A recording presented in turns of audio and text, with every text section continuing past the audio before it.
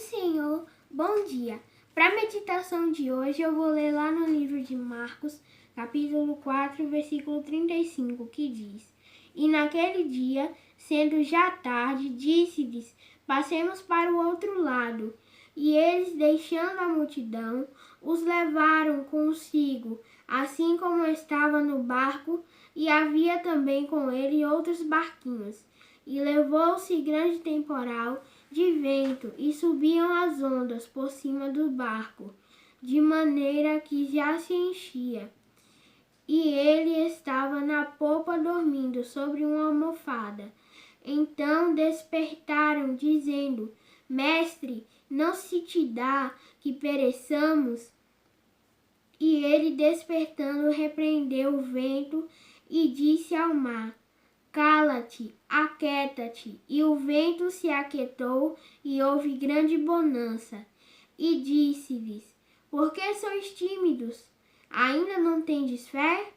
E então sentiram um grande temor e diziam uns aos outros: Mas quem é este que até o vento e o mar lhe obedecem? Um dos episódios mais famosos da vida de Jesus é quando ele acalma uma tempestade. Nessa história, podemos aprender que os termos fé e podemos enfrentar qualquer obstáculo e vencer as tempestades que surgem na nossa vida. Jesus chama os discípulos para atravessar o mar da Galileia. Os discípulos prontamente obedecem a Jesus.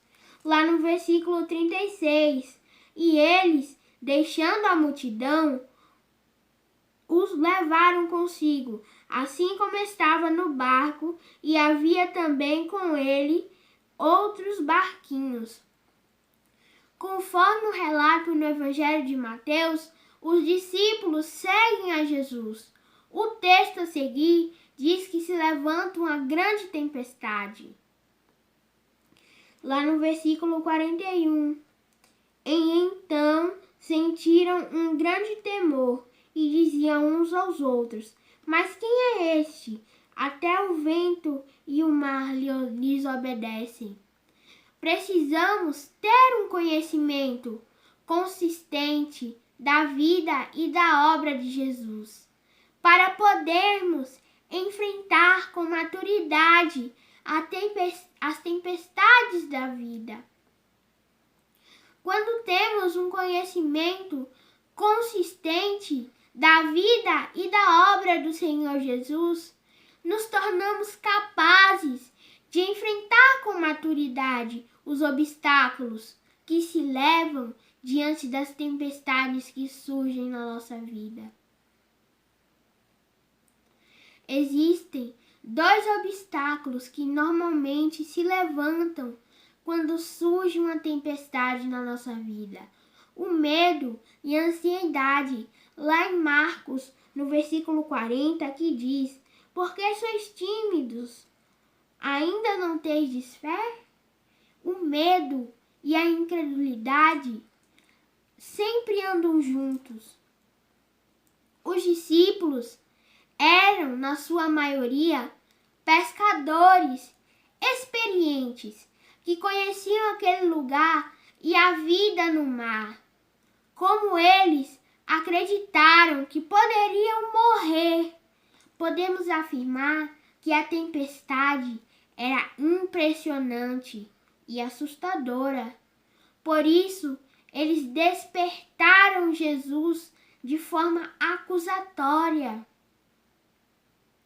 Diante do poder de Jesus, eles questionaram, lá no versículo 41, na linha B: Mas quem é este que até o vento e o mar lhes obedecem?